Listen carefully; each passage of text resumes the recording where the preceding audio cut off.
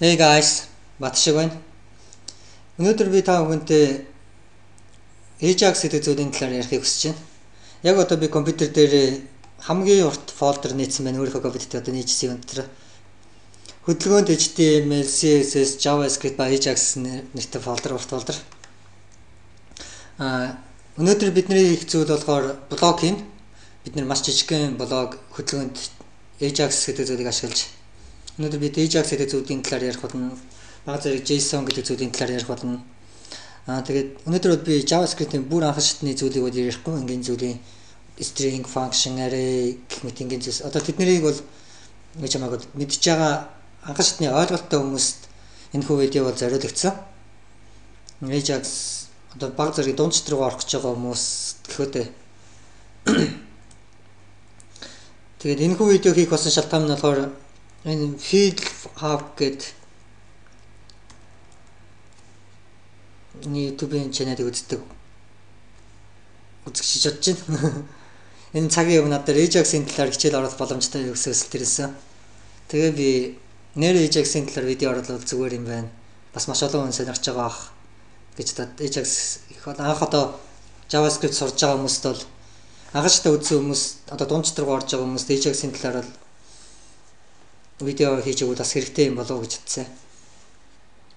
Тэг яг одоо би энэ десктоп дотор YouTube хичээл гэсэн фолдер дээр хэрвээ миний терминалыг хараад бас зарим хүмүүс ойлгохгүй байдаг. Энэ бол маш энгийн. Би одоо десктоп руу орлоо. Десктоп дээр замрааг болон фолдер тарагдж байгаа миний. Энэ олон юмыг харж та нарын толгойг өвдөхгүй нь бол би бол терминал өөрөө ч гэсэн терминал дээр ирнэ ажиллах илүү дуртай. Одоо бол эдний яг энэ хөдөлгөөнд HTML, CSS, JavaScript ба Ajax гэдэг фолдер маань энэ харагдаж байна. Дотор нь ороод тав болсон. Одоо би энэ фолдер серверээр ажиллуулад тэгэхэд бол яг хэрвээ өөр дэлгэцэн дээр ажиллуулах шийдлээ.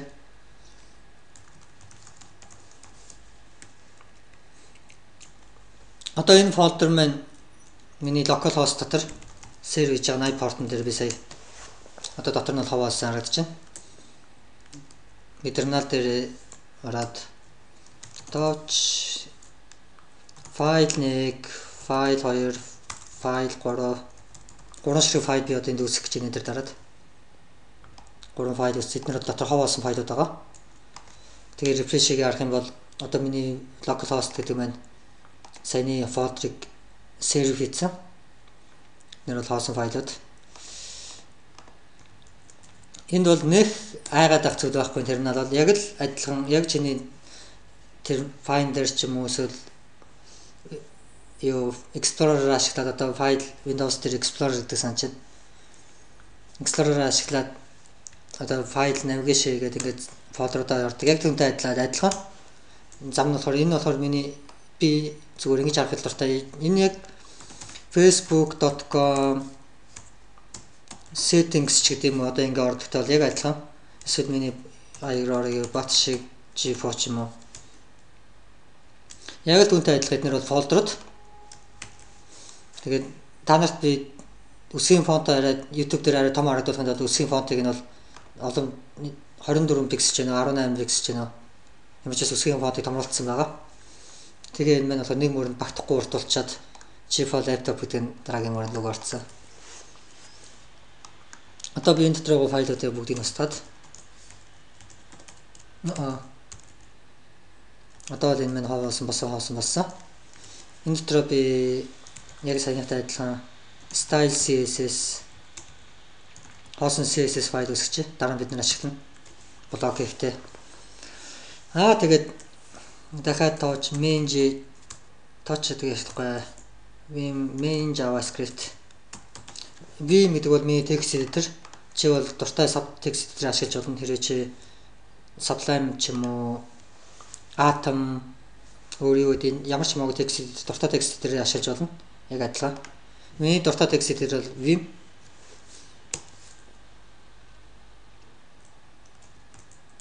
Окей. Энд би зорилго гэдэг одоо энэ миний text editor бичсэн өөрийн плагин. Ямар нэгэн JavaScript файл шинээр үүсгэх болгонд автоматар энэ delete header хэсгийг маань бүгдөө төгссөн байдаг. Тэгээд энэ файлыг үүсгэсэн шалтгаан гэх юм бол миний dynamic web page blog гэх юм уу та. Тэгээ блог сайт гэж. Blog posts хамаагүй зөвнөр сонсож байна. Dynamic blog posts. So quit. Одоо бид нэр JavaScript file index style CSS гэдэг хоёр файл. Одоо бид нэрт index.html файл маань хэрэгтэй.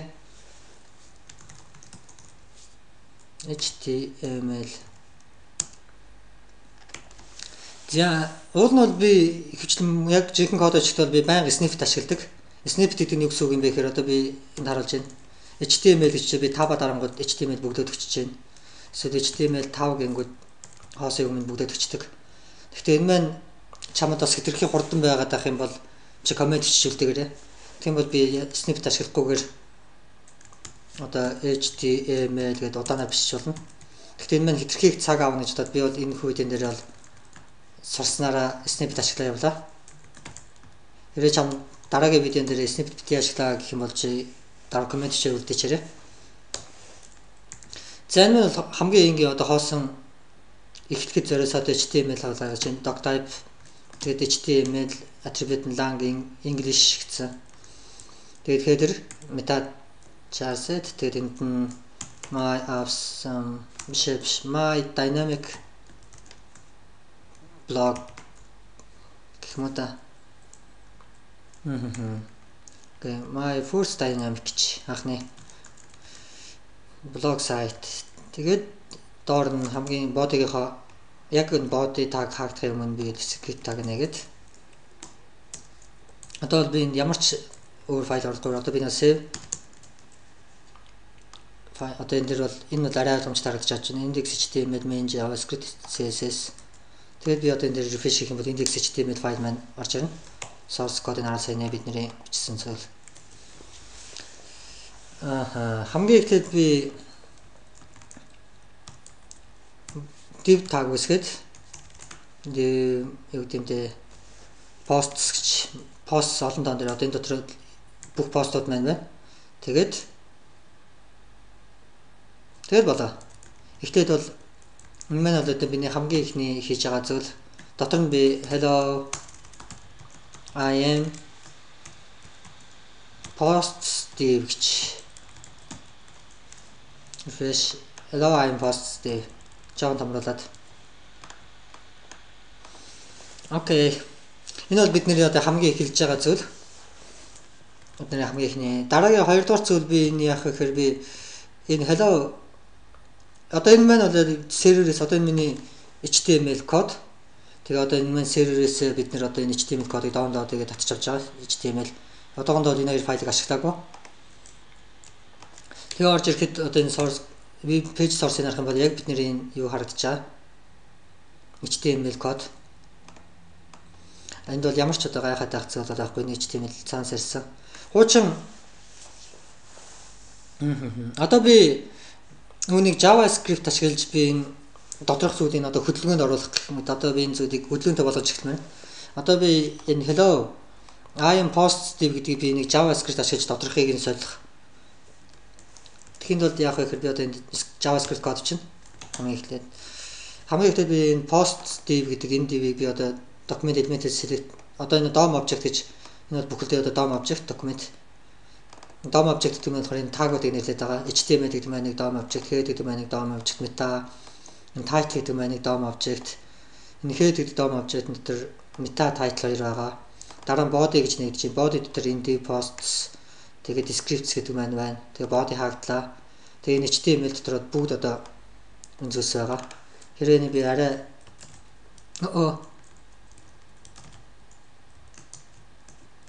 одоо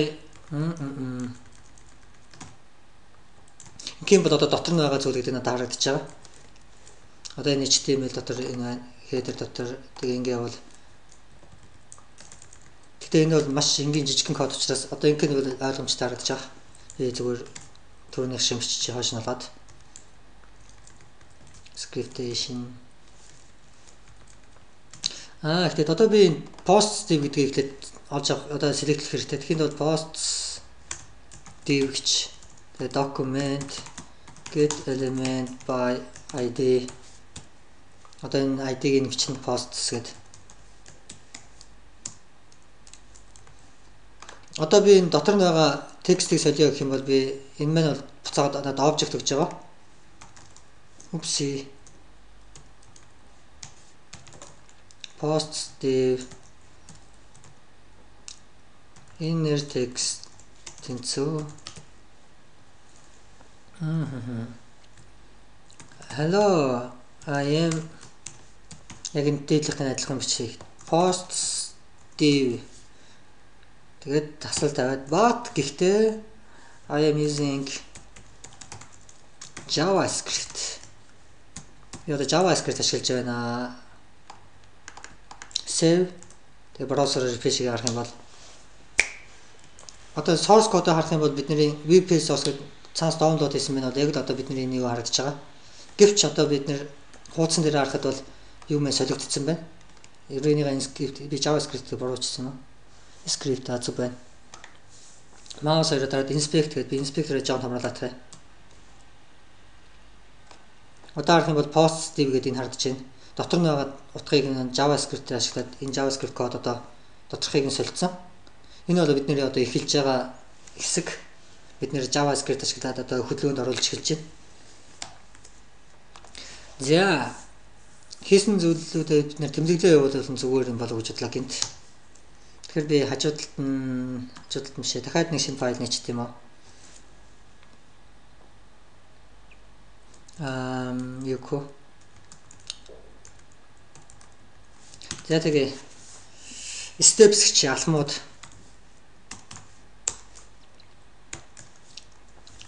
dynamic би ихтэй дандаа англиар бичиж байгаа. Англи хэл дээр бичиж байгаа. Sorry. Гэхдээ энэ бол надад илүү хэлбэр байдаг. Dynamic чирээ чи веб девелопер болох гэж байгаа бол чи бас англи хэл сурах хэрэгтэй. Тийм учраас англи хэл дээр бас энэ практик хийжсэн илүү дээр юм болов гэж бодож байна. Dynamic page introduction.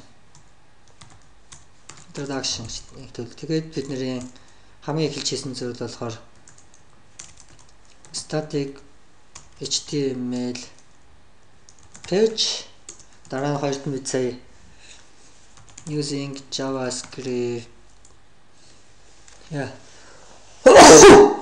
Oops. God bless. Бошгоо шээ гэж лээ. Using JavaScript and make things change. Okay. Сайн бид нэр хоёр дахь зүйл алхмад авцсан. Oops. Энэ яагаад илжигдээ? Бид нэр болохоор JavaScript ашиглаад одоо хоёр дахь алхам маань энэ болсон. Доторх энэ HTML tag одоо NDV-ийн доторхыг солисон байгаа. Гурав дахь одоо бидний хийх зүйл зорилго гэсэн үг. Гуравт нь би юу гэж байна гэхээр окей. Юу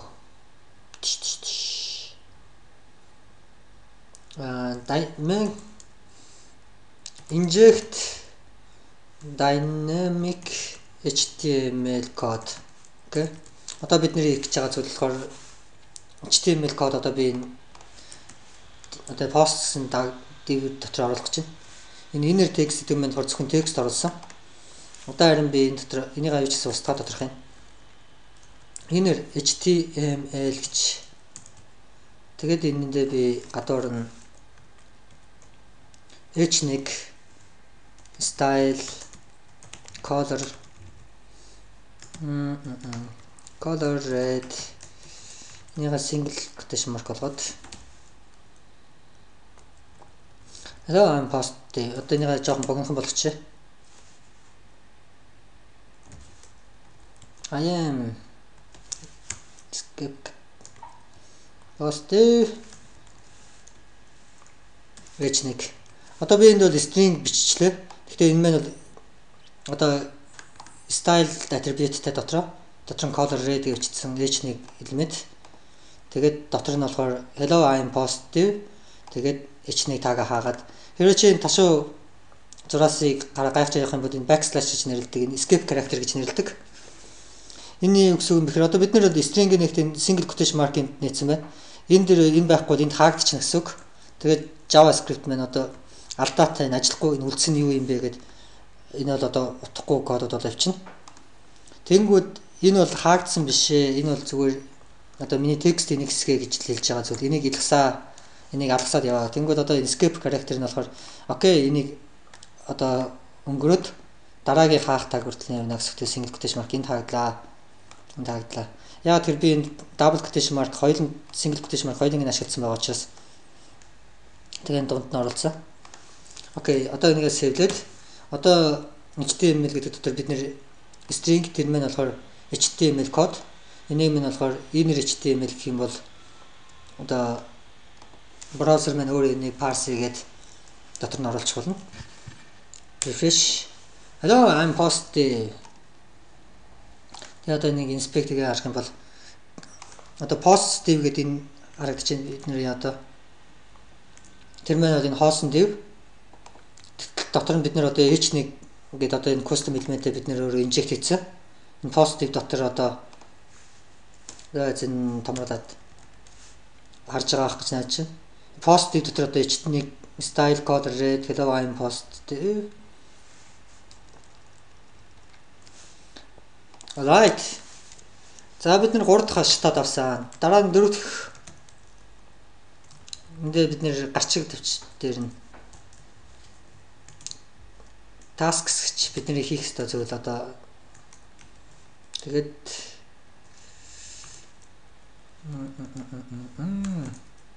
right.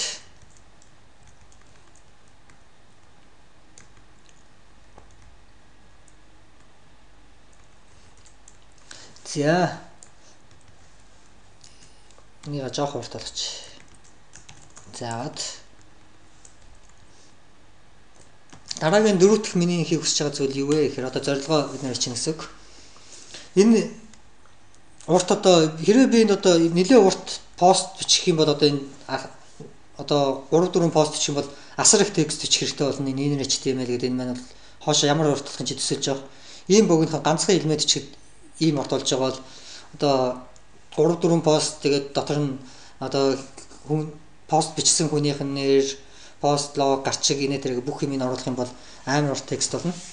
Тийм учраас бид нар энийг одоо dynamic-аар арай өөрөөр би энэ таг одоо энэ элементүүдийг үүсгэхийг хүсэж байна. Тэгэхэд бол яах вэ гэхээр бид нэр using JavaScript and create elements гэж DOM elements. DOM гэдэг нь бол бидний одоо энэ элементүүд div1 гэдэг нь DOM элемент. Тэгэхээр би юу нэг арилгаад одоо би яг саяныхтай адилхан зүйл хийн. Гэхдээ энийг JavaScript код хийж одоо хийх гэж байна. Var юко h1 гэжсэн нэг h1 document create element h1 дараа нь h1 append text би буруу санааг бол юу ч гэсэн би нэг console log дээр хараа. Console log h1 refresh. Oopsie doopsie doo. Ийм гарч ирнэ гэж юу?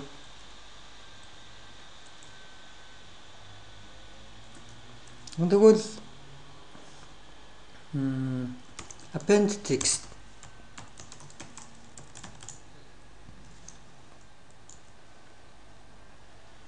undefined Google хэрэгтэй болох нэ гэж JavaScript create element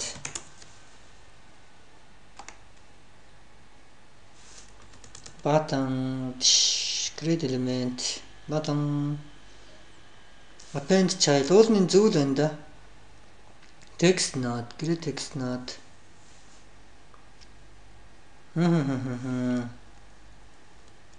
right text node үүнийг тайлбарлахад жоохон хэцүү.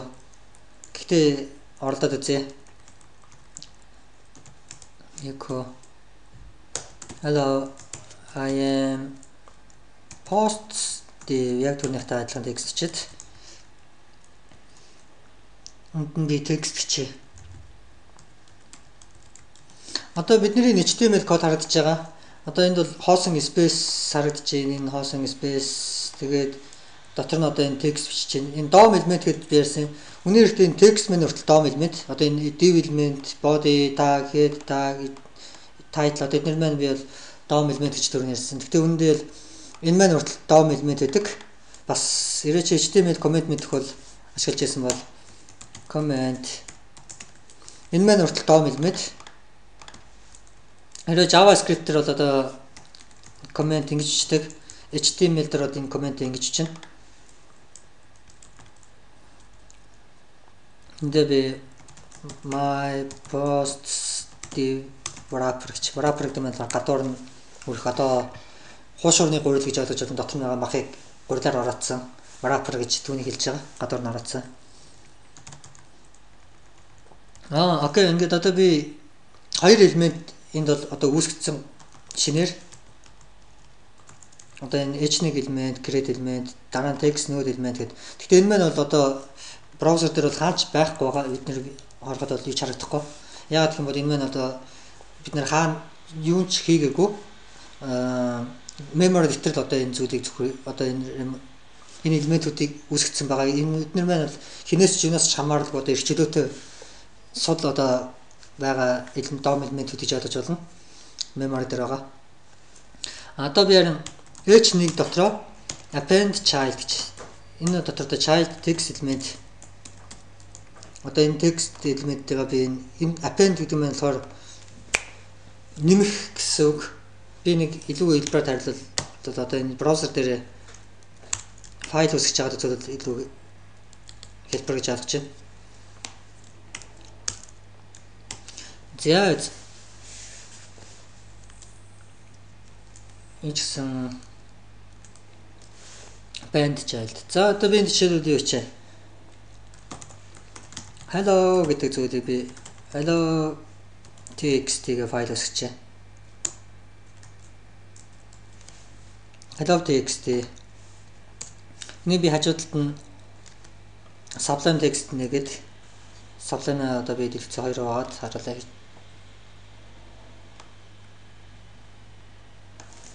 Баруун талын дэлгэц рүү оруулж агаад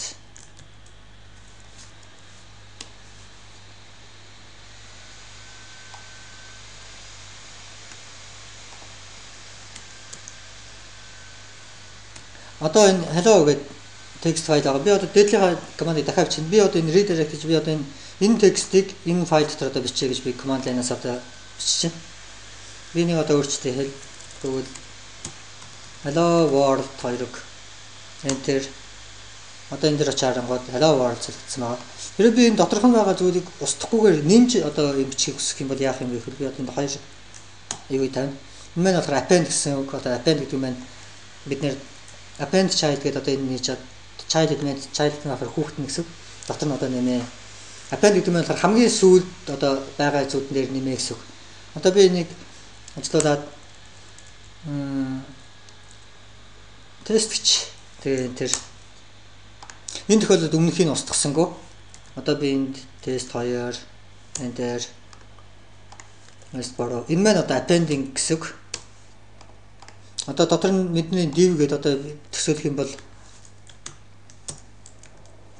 энэ дээр одоо post гэдэг байгаа. Баруун талын маань харагдаж байгаагүй юу санагдахгүй томруулаад. Энэ чинь би дахиад нэг яаж чи дахиад энэ файлыг эдитлээд дахиад тест дөрөвгээд нэмчихээ. Reload хийх үг чинь өөрчлөгдсөн байна гэж. Тийм ээ reload хий. Дээр нь одоо post div гэдэг байгаа бид нэрийн. Тэгээ энэ маань эднэр маань болохоор бүгдээрээ дотор нь. Тэнгүүд энэ болохоор post div маань хаагдчихж байгаа. Тэнгүүд одоо дотор нь байгаа child элементүүд дотор хамгийн сүүлийн элемент дотор нь бидний сүүлийн элементийг append child гэдэг маань ерөөсөө тэр хамгийн сүүлийн элемент дээр нэмчихээ. Одоо би та нарыг ойлгосон гэж найдаж байна. Энийг би хаагаад remove ямар нэртэй файл үүсгэлээ. Hello text. Good. Одоо энэ h1 дотор маань бол энэ текстийг одоо нэмсэн. Одоо энэ дотор нь текст байгаа. Тэгээд дараа нь би энэ h1-ийг гадуур байгаа энэ positive гэдэг одоо энэ positive маань болохоор post элемент posts div append child h1. Одоо би браузер руугаар refresh хийгээд харах юм бол hello I'm posts div. Энийг одоо inspect гэдэг үзье. Inspect одоо энэ харах юм бол post div дотор бидний hello гэдэг h1 дотор бид энэ текст элементийг нэмсэн. Тэгээ энэ h1-ийг энэ post дотор append child хийгсэн. Одоо би энийг дахиад одоо 2 3 удаа хийж болно. Одоо 3 удаа би энийг дахиад нэм гээд тэгэх юм бол одоо 2 3 удаа гарч ирнэ гэсэн үг миний бодож бол. Гэсэн ч тэгсэнгүй. Why is that? Append child. Магадгүй бид нэр дахиад шинээр энэ элементүүд үүсгэх хэрэгтэй байх. Миний бодлоор л h1 h2 гэж энэ h3 text 2 text 3 тэгээд h2 h3 text 2 text 3 дараа нь одоо энэ 3 шиг би одоо энэ элемент үүсгэж байна. Text h одоо header элемент дараа нь 3 шиг text элемент үүсгээд дараа нь тэднийг 3 текстээ би тус урд нь хийсэн. Тэгээд h2 h3 save refresh. Yay! Гэхдээ би энд дандаа h1 элемент үүсгэсэн байна. h2 h3.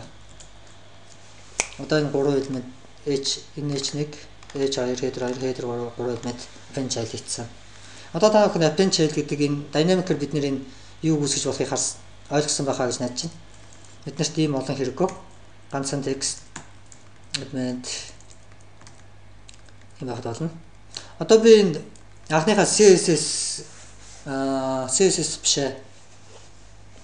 Ямар ч байсан бид нэр dynamic-ээр одоо би юу гэсэн элемент үүсгэсэн.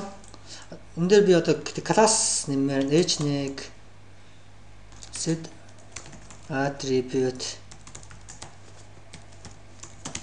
class бишээ би style заах class нараа зөв гэж бодож байна. Class тэгээд red гэж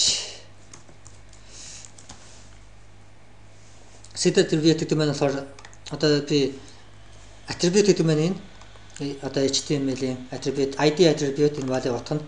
Одоо би энэ өөрөөр хэлэх юм бол h1 гэх элемент үүсгэсэн. Дотор нь бид нэр энэ текстээ бичсэн. Тэгээд энэ дээр би class гэдэг attribute үүсгээд дотор нь red гэдэг утгыг өгч байна гэсэн үг. Одоо энэ маань set attribute гэдэг маань class attribute дараа нь энэ маань бид нэр одоо CSS ашиглаад бид нэр style-ыг хийж чадна. Нэгс энэгээ сэвлээд одоо браузер дээр ороорой. Inspect.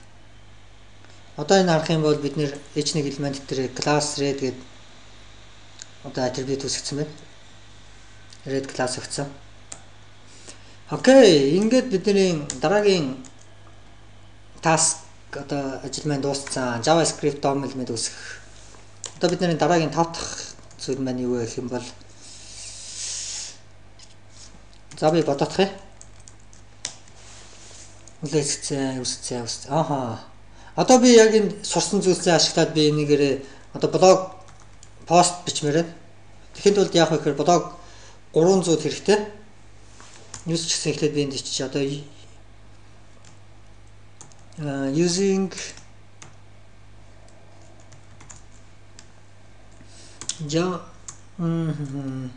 сурсан техникүүдийг ашиглаад одоо бид нэр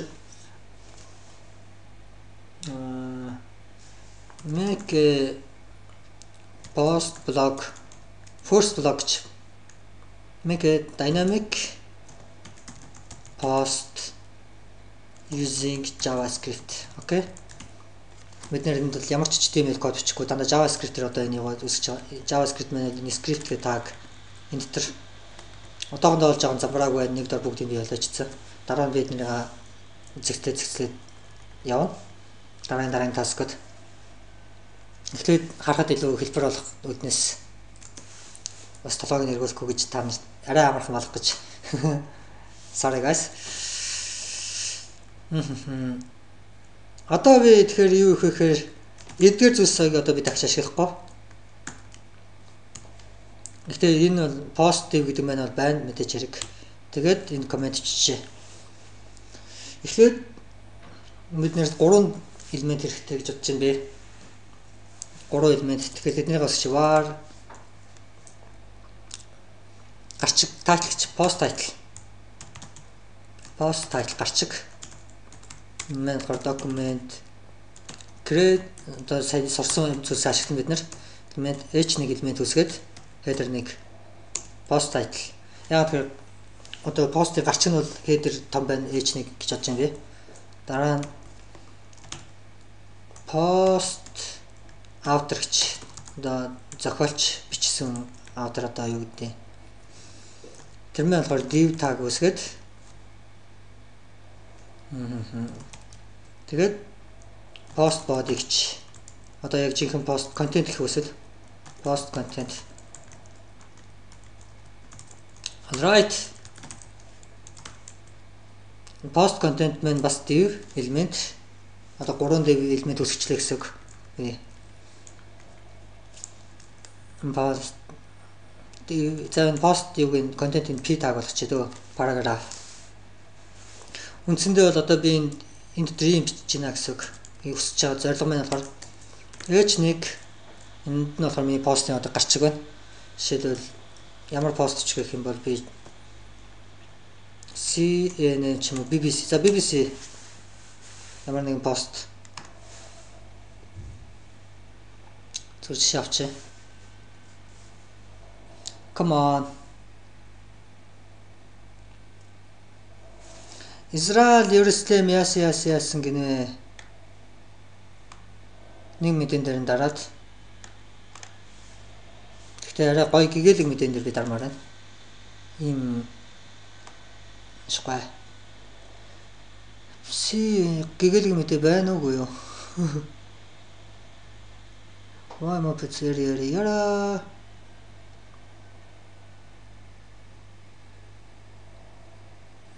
Окей, энэ таалагдж байна. Эсвэл энэ сая илүү дээрийг би ялаарчлаа.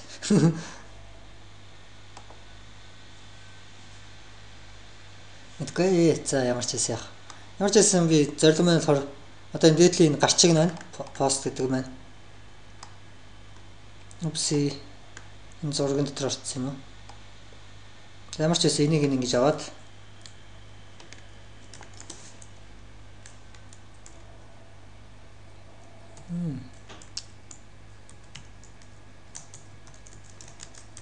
Окей, нэлээ уртл гарчиг байна да.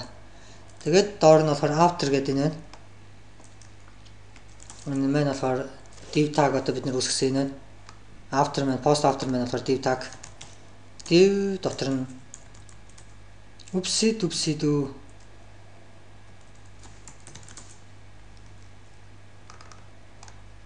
by get яра. Тэгээд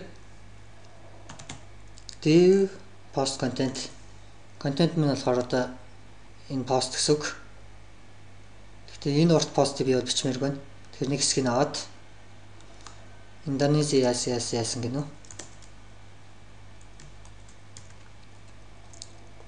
Одоо энийг браузер дээр харъя. Энийг жоохон жижигсээ би нэг та нарт таалцсан. Одоо энэ маань болохоор бидний гарчиг харагдаж байна. Гэхдээ энэ бол нэлээд урт гарчиг. Энийг бол жоохон богиносгоч. Зайн багт болно. Гарчиг дараа нь энэ хэн бичсэн хүн. Тэгээд дараа нь энэ контент нь одоо мэдээ пост гэсэн үг. Гэхдээ би энэ юуг би bold tag болгоод ч юм арай өөр H3 H4 байвал яа гэж бодож байна. H4 одоо энэ маань арай дээр хардж байна. Энэ outer одоо энэ постыг бичсэн. Beyond Java Mava гэдэг нь юу вэ?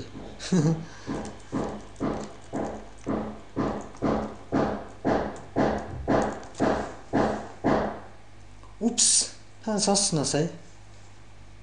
Дээд давхраа лүү хаана баг бижигж байна. Одоо энэ дээр ихтэй би класс өгөхийг хүсэж байна. Яагаад гэвэл би CSS-ээр installed энд нь бол class outer гэдэг. Тэгээд энд нь болохоор class post body гэж. Тэгээд дандаа post гэсэн нэр бичсэн зөв юм байна. Энэ бол ер нь бол post энэ нь ганц тан дээр post title тэгээд post outer гурванд нь ингэж өгөхөд тэгэхээр бид дараагийн хэсэг маань болохоор post title set attribute class post title дараа нь post outer post body outer post body. Одоо бол энийг би яг энэ элементүүдийг одоо энэ доор JavaScript-ээр үсгэж байгаа. Тэгээд окей. Эдгээр зүйлс одоо бид нарт бол хэрэггүй. Сая юу гэж байгаа би азуулах гэж яасан. Одоо post title гэдэг нь h1 элемент тэгээд h4 элемент эдгээр дээр би CSS class маань болохоор энэ дундуур зураастай naming convention гэж ярьдаг. Convention гэдэг одоо convenience одоо хурал зөвлөгөөн гэсэн үг энэ веб девелоперуудын явуулалтан дээр яагаад стандарт тогтоосон. Тэр маань болохоор энэ бол зүгээр түүхийн зүйл гэж ойлгож байна. JavaScript дээр бол одоо camel case стандарттай. Camel case гэдэг нэг үг юм бэхээр camel case одоо хоёр түүхийг би том ус хэрэглэж үзэж байгаа. Жишээлбэл post title set attribute дандаа том ус хэрэгж хоёр үг нийлэхэд одоо create element гэдэг. Харин CSS дээр болохоор энэ camel case гэдэг нь ингэж үчигддэг. Гэхдээ том усыг бичсэн ч адилхан ажиллана. Гэхдээ Java CSS-ийн стандарт нь болохоор одоо би CSS энийг өрнөлтөлөө. Тэгээд стандартаар ер нь бол дагж исэн зөв. Дараа нь бид нэр энэ гурван ширхэг text element, text, inner text. Тий, одоо бидний хийх зүйл нь болохоор маш амархан. Post title, inner text. Дотор нь бид нэр зүгээр text element оруулах гэж байгаа. Бид нэр бол ямар нэгэн HTML код оруулах гэж хүсэхгүй байгаа. Яагаад гэх юм бол HTML код гэдэг нь аюултай. Энэ дотор script код гэдээ ороод ирж болно. Жишээлбэл энэ inner HTML гэж бичих юм бол HTML. Тэнгүүд энэ дотор одоо hacking bad codes ороод ирж болно гэсэн үг. Энэ string-ийн дотор. Тийм учраас inner HTML гэдэг бол аюултай. Одоо би жишээлбэл энд үзүүлье. Alert function XSS гэж ярьдаг. Одоо энийг бол XSS cross site scripting гэж attack. Яг одоо энд бол харагдахгүй хаа гэж цааш энд ямар алдаа гарсан бэ? Энэ ханаасаа гараад ирсэн бэ? Inner HTML post title something went wrong. Ямар нэгэн зүйл энэ буруу байна да. Script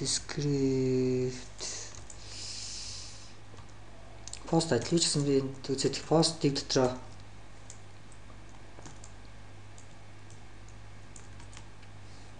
ямар нэгэн зүйлийн дотор буруу л байна да.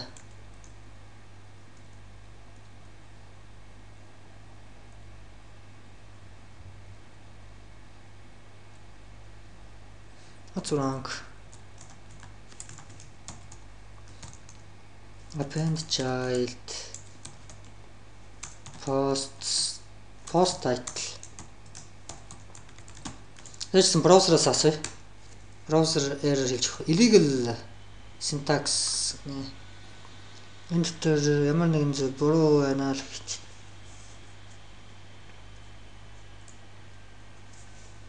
Why illegal? Unexpected token.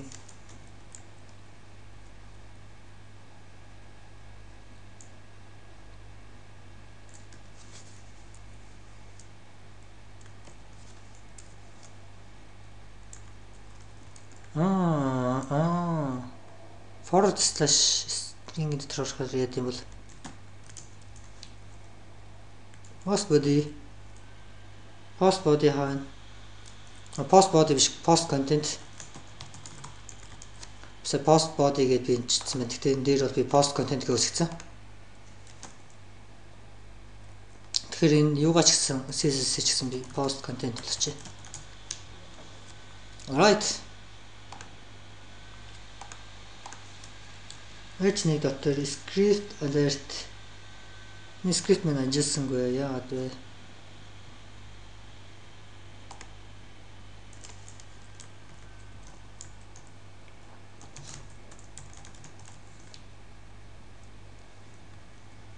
Магадгүй энэ Google Chrome хамгаалтын систем ажиллаж байгаа. Google Chrome юу гэдэг вэ?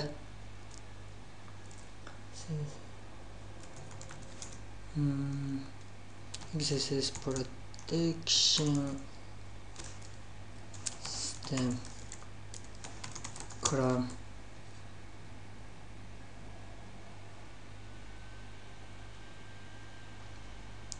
cross-site scripting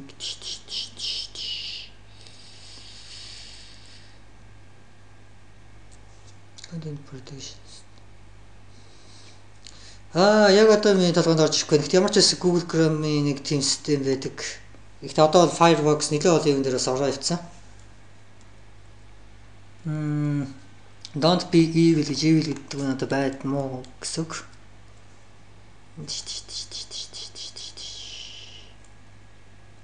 Content policy system гэдэг лөө. Content policy system.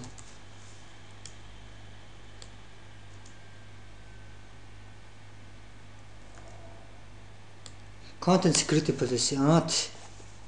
Энэ HTML тамтлагдаг. Магадгүй энэ ажиллаад content policy security policy гэж саяныхтын ажиллаад HTML код ажиллахгүй байгаа гэж магадгүй. Бол энд бол ямар нэгэн буруу зүйл болж харахгүй байна. Гэхдээ ямар нэгэн зүгээр юм болж болно. Одоо энэ бол маш шилбэг байдаг бас аюултай зүйл. Тийм учраас inner HTML бол бас сайн мэдчихэж ашиглахгүй бол аюултай. Тэгээ inner HTML гэдэг нь бол бидний өмнөөс энэ скриптийг бас яаждаг баг. Хэрвээ одоо би энэ inner text гэх юм бол саяны юм маань бол энд ямар ч одоо энэ бол HTML элементүүд орцсон харж иж байгаа script tag гэдэг. Inner text гэх юм бол энэ маань бол зүгээр текст болоо өрчин. Энэ бол ямар ч элемент биш. Класс дотор зүгээр текст болоод орж ирсэн харж байгаа. Окей, тэгэхээр бид нэр inner text-ийг ашиглана. Тэгээ энэ дотор маань бидний post title тэгээд адилхан post outer маань бас адилхан post outer тэгээд post content гэж. Дараа нь post div дотор одоо бид нэр гурван одоо юу гэж жишээлбэл post div дотор одоо post outer post content гурван шиг элемент нэмэх хэрэгтэй болж байна. Одоо энэ бол гурван элемент зарагдаж байна. Бидний post гарчиг тэгээд post outer болж одоо тэгээд тэрний дараа content. Энэ бүх зүйлээ би ингэж 3 удаа нэмэхгүй бол миний толгойн дотор бол бодогдоо энэ бол нэг л шиг пост. Тэгэхээр энэ постыг би ингэж 3 удаа нэмэргүй. Хэрэв би 3 пост нэмэх юм бол 9 удаа нэмнэ гэсэн үг. Энэ бол жоохон толгой өвдмөр зүйл. Тэгэхээр би энийг гадуур нь дахиад нэг пост гэдэг элемент нээчихэж чинь. Пост зүгээр пост div. Энэ бол post div хоёр бол ялгаатай. Энийг анзаараарай. Post гэдэг нь олон постууд байгаа. Энэ post гэдэг нь нэг пост. Тэгээд энэ post div-гээ би div element div. Одоо би дараа нь энэ гурван үйлдэлийг би post гэдгийнхаа бүгдээр ингээд хэлсгийг наад. Одоо энэ бүгдээр post div болсон. Одоо энэ маань ганцхан post div гэдэг ганц post div. Эцсийнхээ байхгүй тарай. Одоо энэ ятач хийгээгүй. Дараа нь posts div дотроо append child тэгээд дотор нь post div. Одоо энэ маань миний толгойн дотор бодоход бол одоо илүү хэлбэр болж байна гэсэн үг. Би толгойн дотор бодоход бол add post and add a single post гэж нэг post. Boom. Одоо энэ жоохон замбрааг зүйлийг зэгцлэх хэрэгтэй. Бид нэр эднийх бүгдийг нь wrap гэдэг нэг юм дотор оруулж. Энэ чинь би үсгийн фонтоо жоохон жижигсэхүү байх гэж ирээд байдаг. За зөв. Баг зэрэг жижигсэжлээ. Одоо энэ үсгийн фонтоо би энэ бүх мессеж одоо энэ замбрааг үзүүлсийг би гадуур нэг function хийгээд function бүгдийг нь би дотор нь оруулж.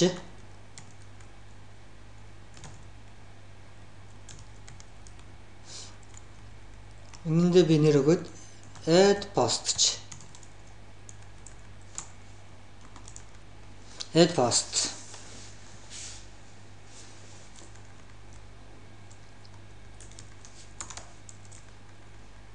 Тэгээд хамгийн сүүлд энийгээ доорно. Одоо би энд add post гэдэг сэний функшнгаа дуудангууд boom post энэ функшнгаа дуудахгүй бол байхгүй. Одоо би нэг функшн дуудаад сэний функшнгаа одоо add post гэдэг доор харж байгаа энийгээ жижигсэлсэн. Add post. Одоо бид нэр дараагийнхаа руу орё гэж чинь хийх ёстой зүйл task буцаагаад амсгалаа. Make dynamic post using JavaScript. Одоо энэ маань dynamic бид нэр хязгаарч ашиглахад боломжтой болсон хөдөлгөөнд бид нэр өөрөө нэг товчлуур дараад эсвэл одоо юу гэдэг одоо энэ хуудсан дээр нэг товчлуур чинь тэр товчлуур дээр дарангуй саяны функшнгаа дуудаад энэ постыг гаргаж авч болно. Дараагийн зүйл маань юу гэхээр би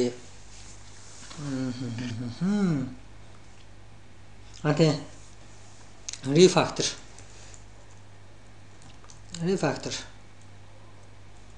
message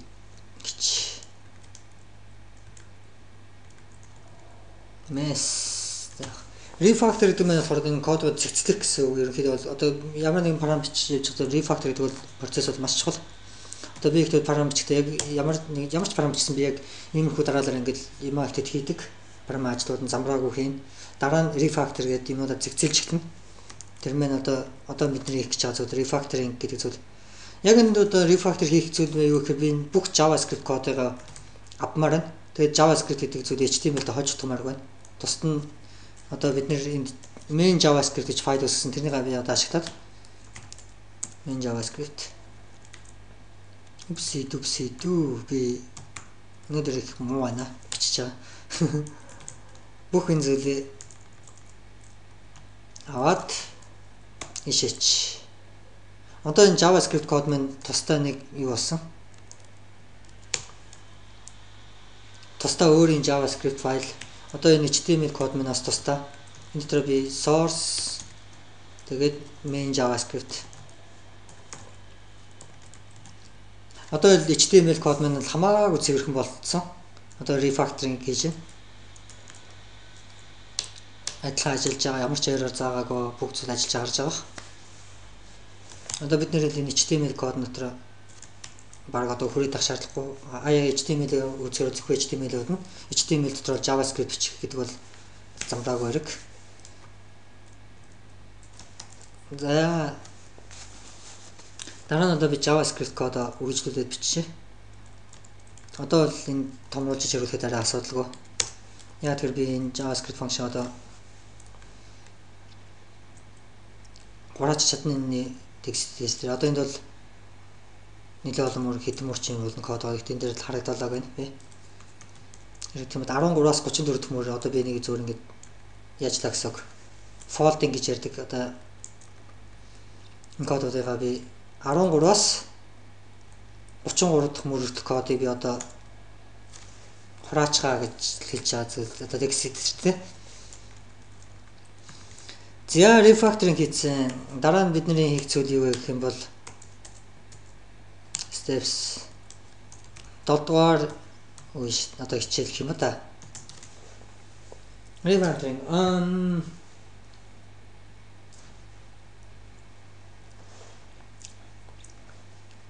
using JSON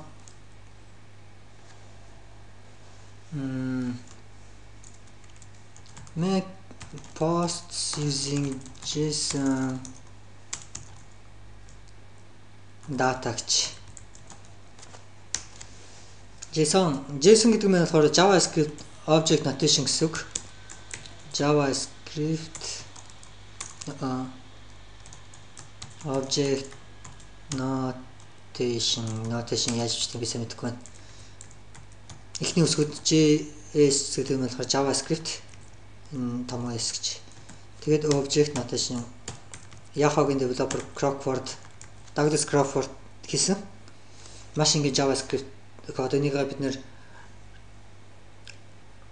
компьютер дээр одоо JSON файлаа бид нэр компьютер дээр файл болгоод хадгалцдаг. Буцаагаад уншилтаа JSON гэдэг нь шууд буцаагаад object болгоод memory болгоо чинь. Memory-гоос буцаад hard дээр хадгалахдаа JSON гэдээ хадгалчихна. Жишээлбэл би одоо өөрийнхөө ямар нэгэн прожектнээс үзүүлж my new site ч юм уу. Энэ дээр би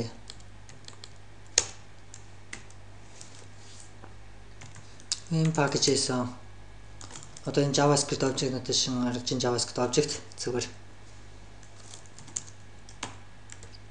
Одоо бид нэр тэгэхээр хэрвээ чи би яг видеоны анханд хэлсэн одоо бүр анханд ч юм зүйлсийг хэлэхгүй гэж одоо object гэдэг зүйлийг энэ дээр гэдэг. Тэгэхээр би энд одоо шууд JSON data гэчээ. Энэ маань array. Одоо яг үндэ бол JSON биш, энэ бол зүгээр JavaScript object. Зүгээр array байгаа. Дотор нь би нэг object тэгээд энэ дотроо title гэж title нь энэ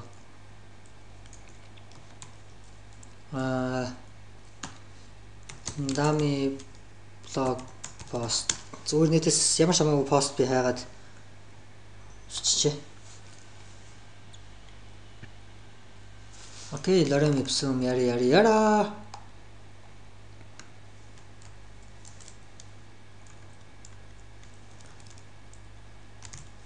Content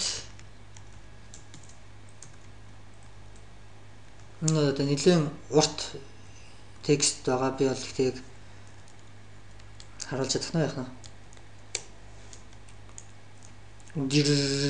Одоо миний курсор гүйж харж байгаа энэ дэше босоо зураас энэ чи анзаарсан бол энэ босоо зураасыг миний курсор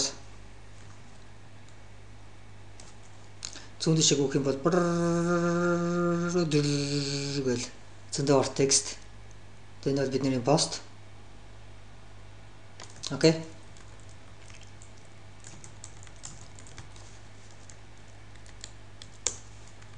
Дараа нь бид нэр after гэж хэрэгтэй. Энд бол би G4 гэж бичсэн. G4 тэгээд my awesome post гэж. Дараа нь би нэг coffee dot 3 удаа 3 пост болчихъя. 3 пост. Одоо энэ нь бол JavaScript зүгээр array дотроо 3 object, нэг object би copy хийсэн. Тэр дотор болохоор 3 attributeтэй. Ингээ 3 propertiesтэй. Тэгээд энэ дотор бол post title, post author, post энэ би JSON data биш post data гэж. Post sorter, post data.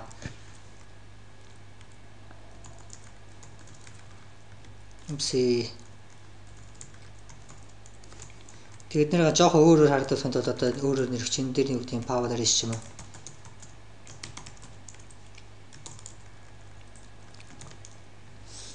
Энэ дээр нэг үү. хинчээс яах те whatever Obama. Barack Obama. Зүгчсэн бүр очсон сайн мэдгүй байна. Whatever. Дараагийн миний үсч байгаа зүйл бол одоо энэ бидний юутай болсон. Энэ обжектуудаа бийжсэн. Ачаа. Гурван шиг одоо би пост датагаа ашиглах хэрэгтэй. Бидний зорилго бол ихтэй make post using JSON data гэсэн. Одоо энэ пост датануудыг би ашиглана. Тэгэхэд бол яах вэ гэхээр би post data for each loop ашиглаад post data одоо энэ for each гэдэг энэ бол одоо asynchronous биш asynchronous whatever. Нэрчсэн ECMAScript одоо би юу гэсгэд ECMAScript одоо function object одоо array юуны for each энэ төр одоо post гэдэг би энэ маань болохоор одоо энэ тус бүрдний постуудыг надад өгнө гэсэн for each гэдэг маань эхлээд эхний удаад энийг өгнө, дараагийн удаа энийг өгнө, дараагийн удаа энийг өгнө. 3 удаа энэ function маань ажиллана гэсэн. Тэгэхээр би одоо энэ log post гэж харах юм бол browser-д нэг тарай. Одоо 3 object маань харьцсан 1 2 3 function маань ажиллаж байгаа гэсэн. Одоо би энд яах гэж нэхэр би add post гэдэг энэ function-га дээр бидний бичсэн function байгаа. Энэ function ажиллуулад post. Одоо би энэ post data-гаа шууд паслж чинь. Тэнгүүдээ энэ function дээр жоохон өөрчлөлт оруулна. Энэ маань болохоор post object авна. Тэгээ post title, post outer, post юу гэдэг нь hard coded байсан одоо. Энийгээ солиод post title энэ маань одоо dynamic болж байна гэсэн үг. Post outer тэгээд post content би буруу санааг бол content гэж хэлсэн баха. Content. Одоо энэ юугаа ажиллаад таарэ. JavaScript. Одоо бол бидний юу маань маш энгийн болж байна. Энд бол миний одоо comment хийчих баг зэрэг ойлгомжтой болох нь post wrapper wrapper гэдэг нь одоо нэг юу гэсэн үг. Биднээс хуушурны гадар одоо хуушур махыг гурлаар ороод гадуур нараас гурил одоо wrapper гэсэн. Тэн шиг одоо бидний HTML дотор үзэх юм бол бүх постуудаа энэ post гэсэн одоо div дотор л хийж байгаа. Энд бол бидний post байна гэдээ бид нар зааж өгч байгаа. Тэр маань гэсэн үг. Дараа нь бид нэр энэ болохоор post data тэгээд дараа нь post function одоо дахин ашиглах боломжтой болж байна гэсэн үг. Дараа нь adding posts. Одоо бидний энэ зүйлэл энэ бичсэн код маань бол 4 үдл хийж байна. Эхлээд ийм дараа нь post data тэгээд дараа нь post function. Дараа нь постуудаа нэгээр нэмэх. Одоо refresh хийгээд харах юм бол бидний 3 пост маань гараад ирлээ гэсэн. Бат. Right. Одоо эдгээр dynamic болж харж байгаа Paul Irish, Barack Obama гэдэг. Одоо энэ outro-д нь бүгдээрээ өөр нь. Гэхдээ би энэ хурдталт нь by гэж биччихээ контентын хурдталт. By хин гэж байгаа одоо тэр хүн бичсэн. Тэгээд string concatenation нэмээд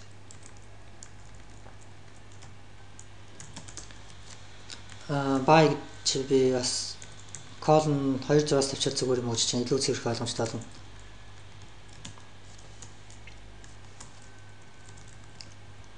За би хитрхийн урд явж байгаа бол sorry. Гэтэл энд бол таны хараад ойлгож байгаа гэж найдаж байна. Би жижигүүд бол арай дээр болоо. Бидний нийт код маань бүхэл дээрдэл энэ. Одоо бид нэр ингээд харах юм бол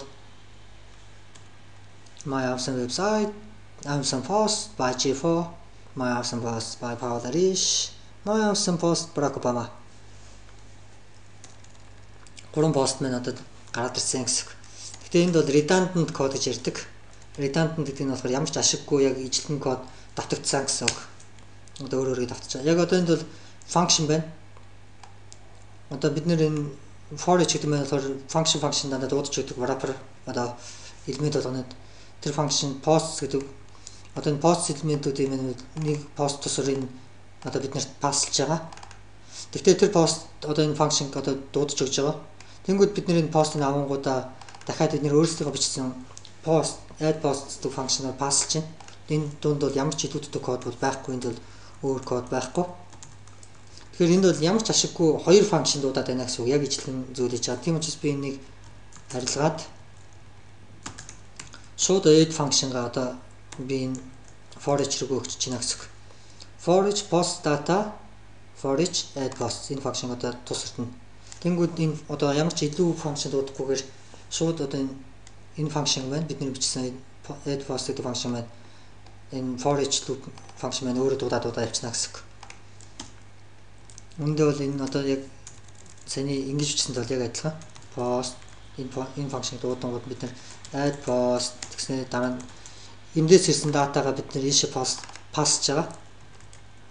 Гэхдээ энэ бол илүүдэл redundant code гэж ярьдаг. Ингээд refresh. Окей. Бид нэр одоо маш ойрхон ирсэн байна. Ерөнхийдөө бол энийхээ одоо HTML код маань хүртэл маш энгийн болцоор харж байна. Одоо бид нэр дараа нь яах вэ гэхээр би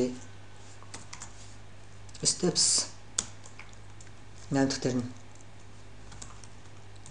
use CSS and looks cooler. Looks better. Илүү дээр харагдвал яа тий CSS ашиглаад.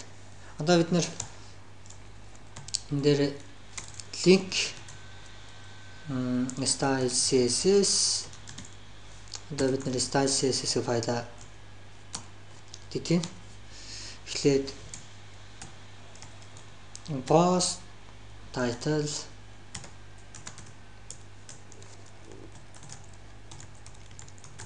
post author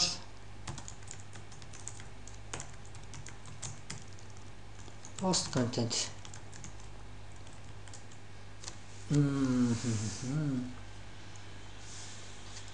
тэгээд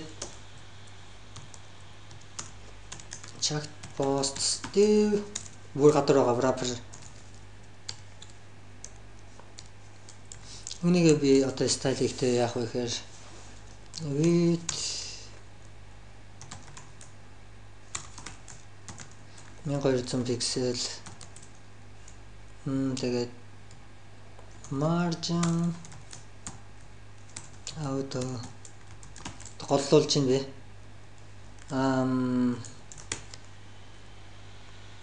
элемент бидний CSS минь орж иржээ div console одоо энэ баруун талд харах юм бол бидний new минь орж ирэх байна CSS маань тэгэхээр posts тип биш энэ юун дээр бид нэр HTML дээр posts гэж нэр өгсөн нэр буцаад индекс ашиглаад энэ маань posts гэж байгаа тэгээ posts окей одоо бидний юм маань голлоод пост маань арай тэгээд body background-ын баг зэрэг сааралд болгочул гэж чинь би background color left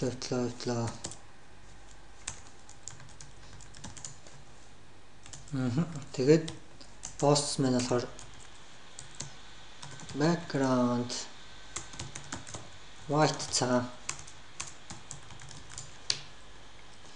та нарын нүдэнд одоо яаж харагдаж байгаа мэдгүй энэ бол арай одоо энэ голын хэсэг маань цагаан артлыг нь би тэдний арай тод харагдуулахад бол энэ яа хичээлөө жоон харлуулч background-ыг тэгэхээр бол CC одоо та нарт тод харагдаж байгаа чинь одоо бидний post гэдэг маань энэ харагдаж байна тэгээд padding 0 margin 0 cool дараа нь энэ дээр би padding 15 pixel одоо бидний posts маань одоо арай амтай болж эхэлж байгаа харж байгаа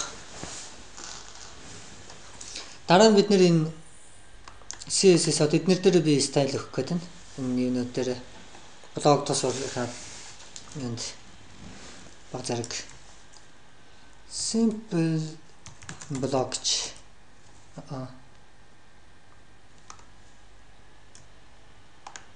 нэг дизайн харж байгаа нэг ямар шиг болох вэ?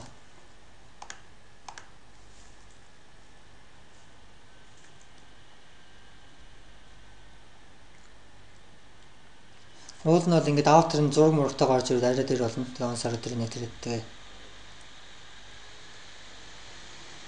Тэгээ баруун талтай юутай яра.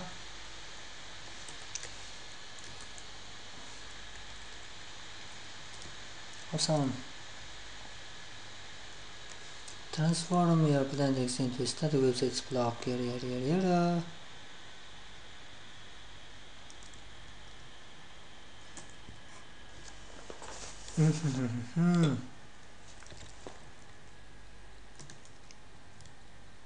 Окей, иймэрхүү болгочод яа гэж чинь би бол текстийн өнгийг гарчныхны өнгийг нэ.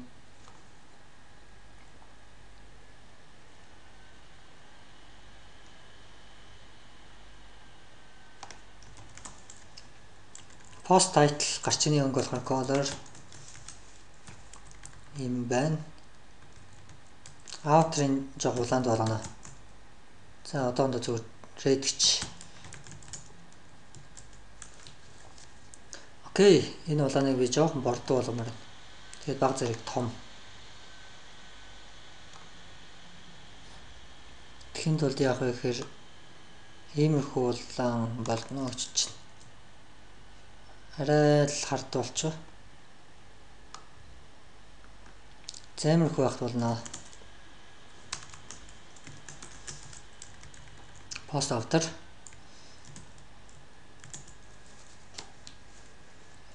Окей, арай л дээр болж гинэ үү гэж. За иймэрхүү маягаар. Ингээд бид нар одоо CSS баг зэрэг яцсан гэж padding 10 pixel 15 pixel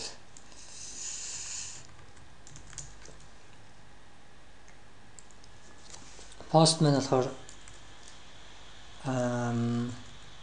тэгээд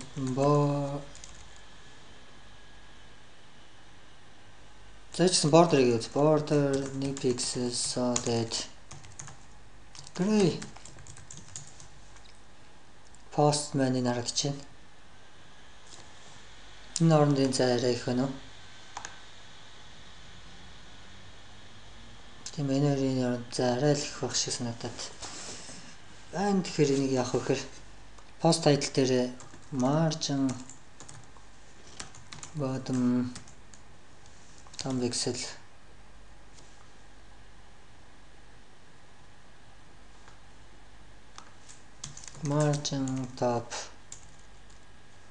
margin top tick хамаагүй дээр болж байна уу юу?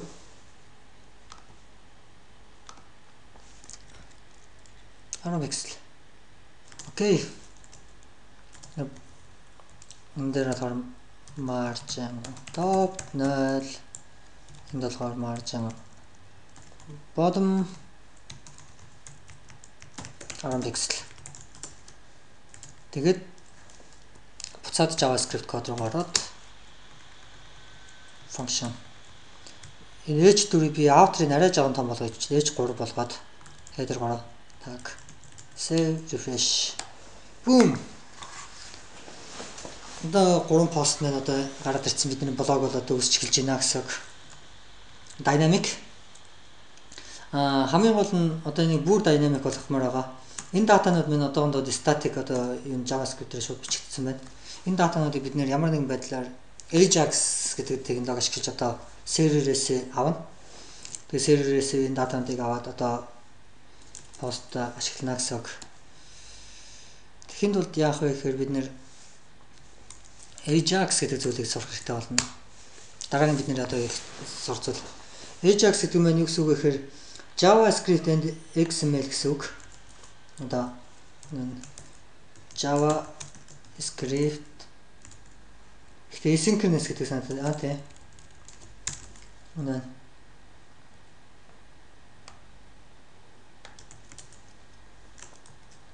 Энэ бол хувьсгал хийсэн технологи гэж хэлж болно. Ер нь веб веб application веб программын хувьд бол одоо A гэдэг хамгийн ихнээс нь харагдаж байна. A JavaScript энэ script гэс биш JavaScript тэгээд end A XML. Дээр үед бол одоо энэ миний бодлоор энэ санчаар 2006 онд гарсан билүү яасан гэдэг тийг санаж байна. JAX гэдэг зүйл анх болсон. JavaScript гэдэг зүйл нураад бараг хэрэг дахиад ерөнхийдөө бол JavaScript одоо ерөнхийдөө бол тэр үед бол яг JavaScript-с гаднаас өөр технологид бол байсан бас вебийн өөр програмууд хооронд өрсөлдөжсэн.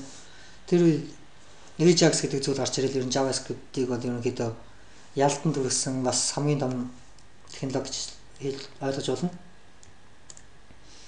Энд түүхийн харуул хэдэн онд гэж юм байна уу? History гэдэг энэ байна. Бүр 90-ад оноос ихтэл дараа явсаар байгаа л тэгээ 2006 онд Web official API-ны ясан Ajax. Тэгээ бидний хамгийн их жижигхэн Ajax код бол энэ нь одоо маш жоохон код. Энэ кодыг одоо бид нэр copy paste хийгээд Wikipedia-гаас ороод одоо энэ дээдлийн кодууд бол та нар одоо хараад авах зүйл байхгүй бүгдийг мэдж байгаа гэж найдаж байна. Тэгэхээр би энд заавад энд бол бидний одоо датанууд байгаа. Энэ бол бидний add function гэдэг одоо post-ийг маань бичиж байгаа одоо display дэлгэснээр render хийж байгаа function. Тэгээ одоо энэ дунд болохоор би post data гэдэг зүйлийг одоо dynamic болгох гэж байгаа. Тэгэхээр одоо энд би Ajax тэгээд энэ би paste сайн кодыг copy paste хийгээд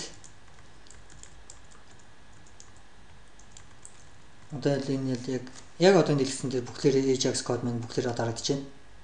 Ингээд тэгээд бид нэр ихтэй steps зорилгон дээр биччихье. Энийг дууссан. Одоо using Ajax to load JSON data-ч. Одоо энэ JSON датаг бид нэр бол энэ юун дээр бол байлгахгүй. Есть. Одоо энэ JavaScript кодн дотор бид нэр JSON датаг одоо энэ байлгамаар байна. Би бол энэ одоо датаыг. Тэгэхээр яах вэ гэхээр бид нэр одоо энэ дотор дата баз уул нь бол энэ маань бол дата баз байна. Тэгэхээр дата баз гэж төсөөлөөр би зөвхөн JavaScript файл үүсгэж шинээр new document posts файлын нэр доогоо зогсож JSON. Файлын нэр үлддэг JSON гэж чинь. Тэгээд амлаад. Би энэ одоо posts доогоор зураас JSON гэдэг файл үүсгэж байна. Энэ post доогоор зураас JSON. Одоо би энэ кодыг одоо post data гэдэг энэ датагаа би бүгдийг аваад сэний post data JSON гэдэг JSON файл руу ишиг авална. Буруу код ажиллаа. Одоо энэ мэдлэргүй post data бидний энэ одоо JavaScript дээр бол энэ бол ямар ч алдаагүй зөв код. Гэхдээ JSON файл болоход бол энэ бол одоо тийм биш. JSON гэдэг файл болоход бол чи эднэрийг аюу явах хэрэгтэй. Энэ property-ийн нэрнүүдийг дандаа энэ quotation mark-д бичих хэрэгтэй. String гэдэг бат. Тэгэхгүй бол одоо энэ маань одоо зөв JSON файл бол биш. Тэгэхээр бид нэрийг quotation mark-д орлоод нэг ялгач. Copy paste 2 удаа paste тэгээд одоо энэ маань яг зөв JavaScript одоо JSON файл болж байна.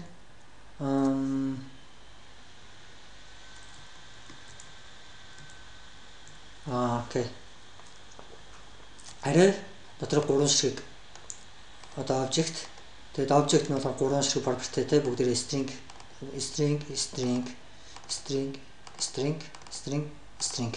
Тэгээд доош айдлаа. Одоо бид нэр ингээд дата одоо файлууд маань одоо цэгцтэй болж эхэлж байна.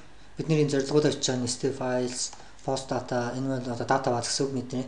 JavaScript файл, Тэгээд index.html, CSS. Right.